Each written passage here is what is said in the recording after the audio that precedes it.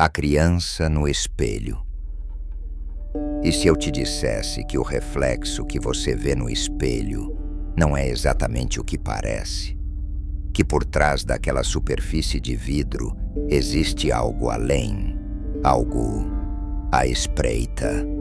Hoje, você vai conhecer a aterrorizante história de uma família que descobriu da pior maneira possível que o espelho do quarto do filho não refletia apenas a realidade. Tudo começou quando Marcos e Júlia decidiram mudar de vida. Eles moravam em uma cidade grande, cheia de caos e barulho, e queriam que o pequeno Gabriel, de apenas 6 anos, crescesse em um ambiente mais tranquilo, rodeado pela natureza. Após meses de busca, encontraram a casa perfeita. Era uma construção antiga, mas espaçosa, situada em uma pequena cidade do interior, rodeada por campos verdes e vizinhos distantes. O lugar ideal para começar uma nova vida. No entanto, ao explorarem o novo lar, algo peculiar chamou a atenção. No quarto que seria de Gabriel, havia um enorme espelho antigo, preso à parede. O espelho tinha uma moldura de madeira esculpida, com desenhos que pareciam flores ou talvez rostos, dependendo da luz. Era uma peça majestosa, mas que emanava uma sensação estranha. Marcos pensou em retirá-lo, mas Júlia achou que seria interessante manter aquele toque vintage. Na primeira noite, Gabriel foi dormir sem problemas, mas logo na manhã seguinte ele começou a mostrar um interesse incomum pelo espelho. Ele se posicionava na frente dele e passava minutos, às vezes horas, encarando seu reflexo. Fazia caretas, ria sozinho e, eventualmente, começou a falar com seu amigo do espelho. Para Marcos e Júlia, isso parecia uma fase de imaginação fértil, algo comum em crianças. Eles não deram muita importância, achando que logo Gabriel perderia o interesse. Foi apenas depois de algumas semanas que as coisas começaram a mudar. Uma noite, enquanto Marcos estava na sala assistindo TV e Júlia arrumava a cozinha, Gabriel soltou um grito agudo que ecoou por toda a casa. Os dois correram para o quarto do garoto, encontrando-o de pé, pálido e tremendo em frente ao espelho. "O que foi, filho?" perguntou Júlia, ajoelhando-se ao lado dele. "Ele tentou sair, mamãe.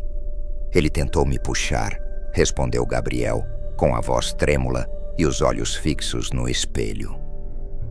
Os pais ficaram alarmados, mas tentaram acalmar o garoto, dizendo que tudo não passava de um pesadelo. Mas enquanto levavam Gabriel de volta para a cama, algo fez Marcos parar.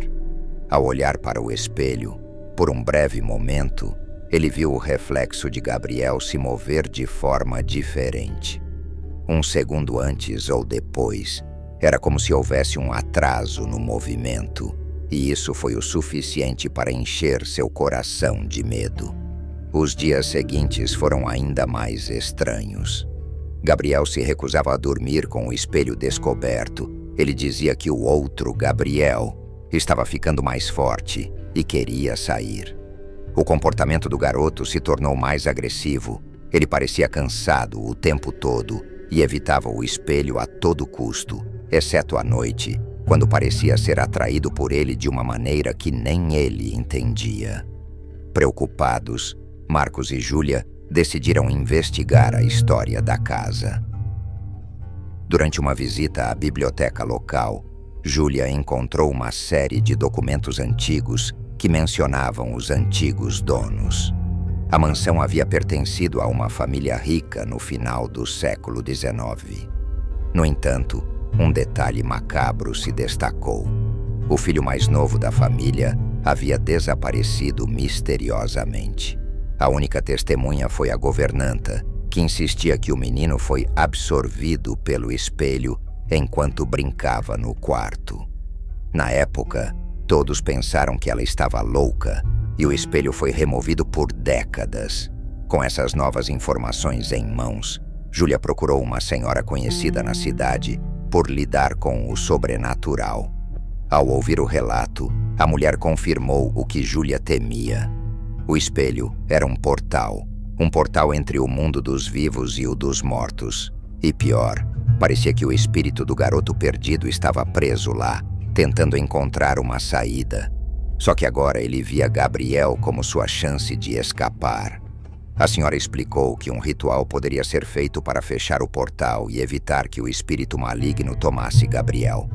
No entanto, alertou que o espírito já havia criado uma ligação forte com o garoto e rompê-la não seria fácil nem seguro.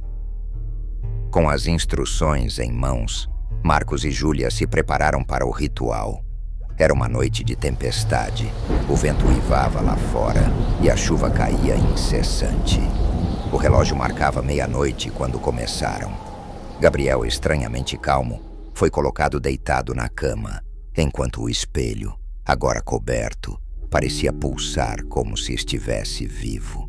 À medida que Marcos recitava as palavras dadas pela mulher, o quarto começou a ficar gelado e um zumbido baixo ecoava pelas paredes. O espelho vibrava e então algo aterrorizante aconteceu.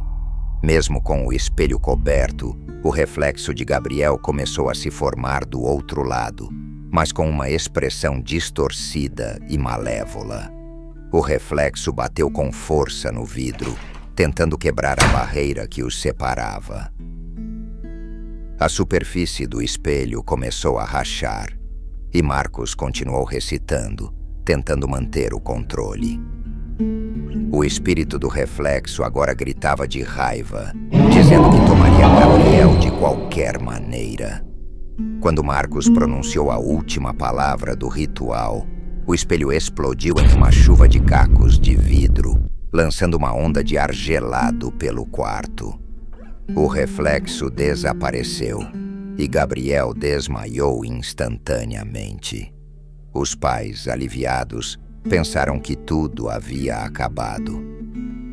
Nos dias seguintes, a vida parecia ter voltado ao normal.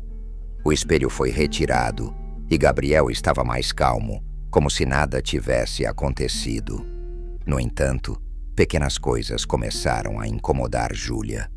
Ela ouvia sussurros estranhos à noite e via sombras espreitando pelos cantos do quarto de Gabriel.